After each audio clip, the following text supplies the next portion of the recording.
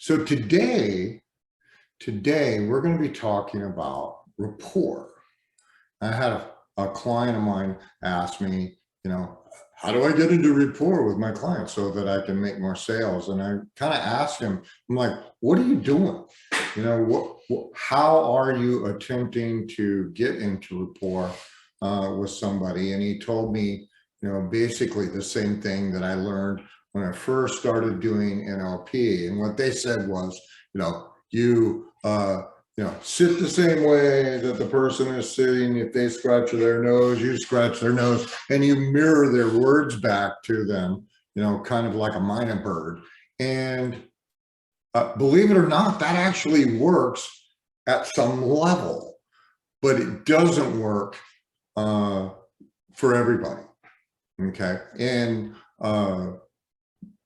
it's been around for so long that everybody knows, what you're doing when you're doing that. And it looks, cheesy. It's incongruent with what you're attempting to accomplish. Now, what exactly is rapport anyway? Our handy dandy dictionary says that rapport is a close or friendly, harmonious relationship in which people or groups understand each other's feelings or ideas and communicate well. And I'm going to say, okay, yeah, that's one definition of rapport, because I got a question for you. My question is, do people have to like you to be in rapport with you? And I'll go ahead and answer that question for you. No, they don't. People, if they're in rapport with you, they will have a tendency to do what you ask them to do what you say, but they don't necessarily have to like you in order to do that. We see that in business all the time, where you work with people that you may not even like, but you understand what is going on. You guys work together, and that is a form of rapport. And what I thought I'd do today is to give you just 3 little simple steps, just 3 steps that you'll actually get into rapport and start developing lasting relationships. And guess what? It's simple. It's actually a lot more simple than when I was taught when I first started doing, communication or hypnosis or NLP. Okay. Step number one, if you want to develop rapport with somebody, is what's your intention of the conversation? Are you trying to sell them something? Are you trying to prove your point? Are you trying to convince them to go see a movie? What is it that you're attempting to communicate? What is your intention of the conversation? Because in my opinion, like most people out there, all they're doing is they're just waiting for you to stop talking long enough so that they can tell you, what it was that they wanted to say in the first place. That is not rapport. Okay.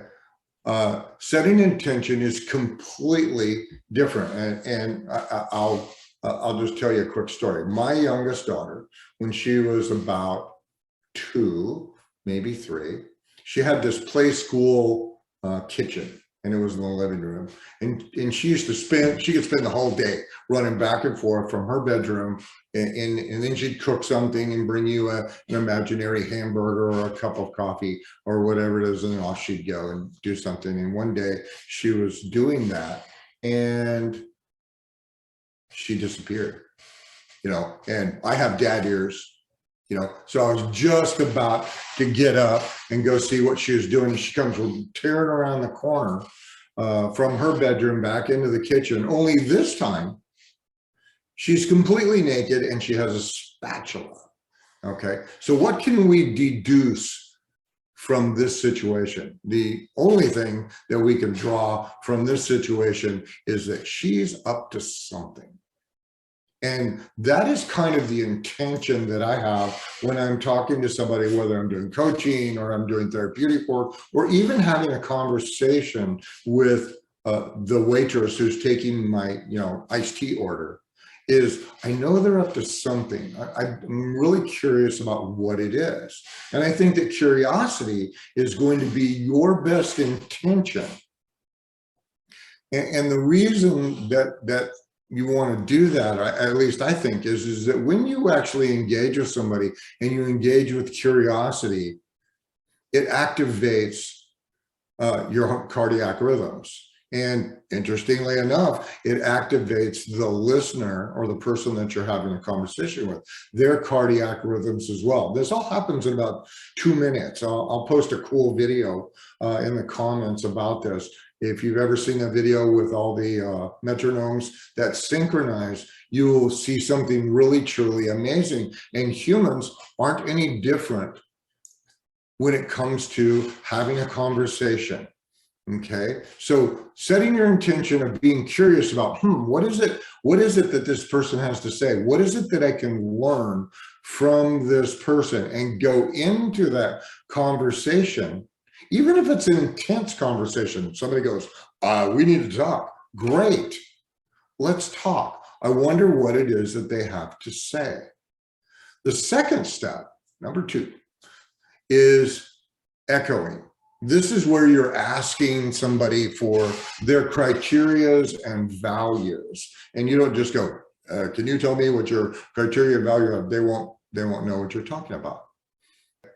But when they're speaking to you and they go, we really need to have a conversation, and you say something to the effect, gently, what's important to you about this conversation? Or you see somebody out there, you could see like my neighbor mowing his yard, and I could go over there and ask him, say, what's important to you about having a really nice yard? Because he's got the ones with the diagonal grooves in his yard. It's quite beautiful. I probably need to go do that. But asking somebody what is important to them about XYZ.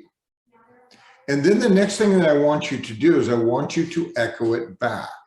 And I want you to echo it back to them in this format. So just so I understand, or you could say, so this is what I heard.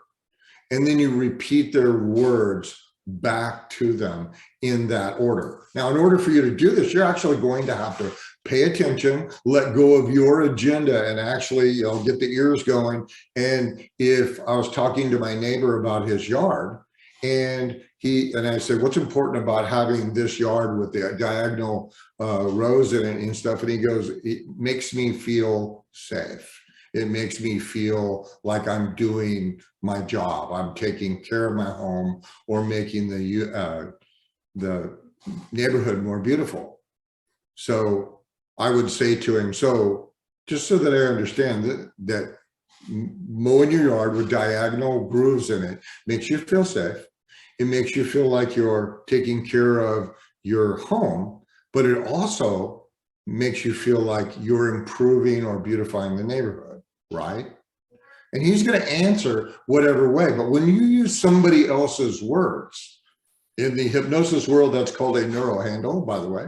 But when you're reporting somebody's words back to them, people love to hear their words. And they really love to hear their words in the right order. So this might take a little bit of practice for you, but it's really not all that difficult to repeat back whatever it is that people say. The other thing, the third step, number 3, is mirroring.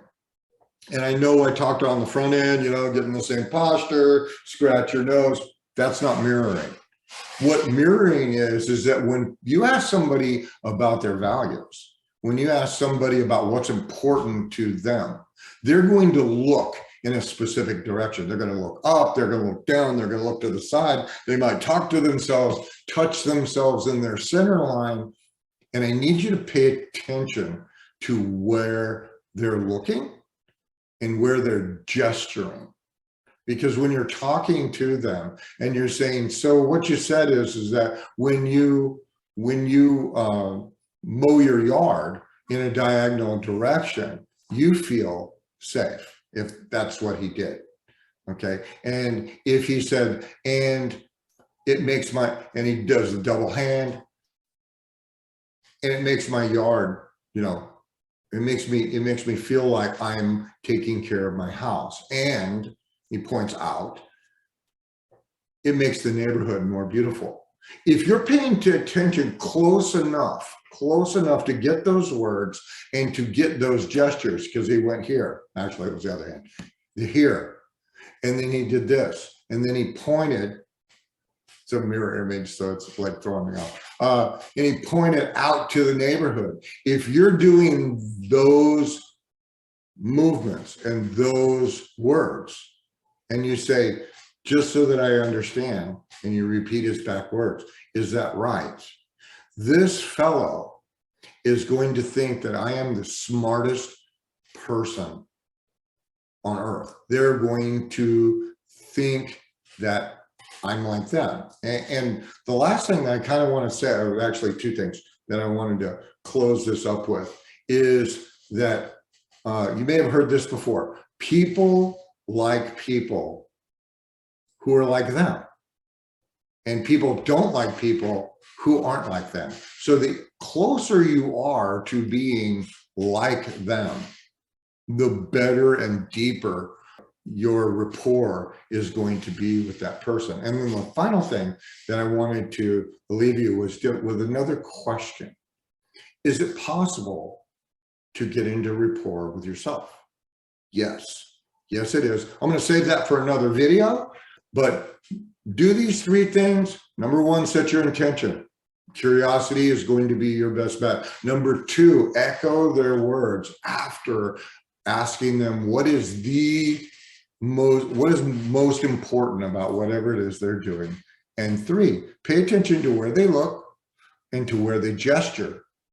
And I think that you're going to find that your conversations are going to go a lot deeper. I think that your relationships, sales, business, communications is going to get a lot better. Now, if you have any more questions about rapport, just PM me or put something down in the comments. And I really want to thank you for taking the time to watch this. And I'll talk to you soon.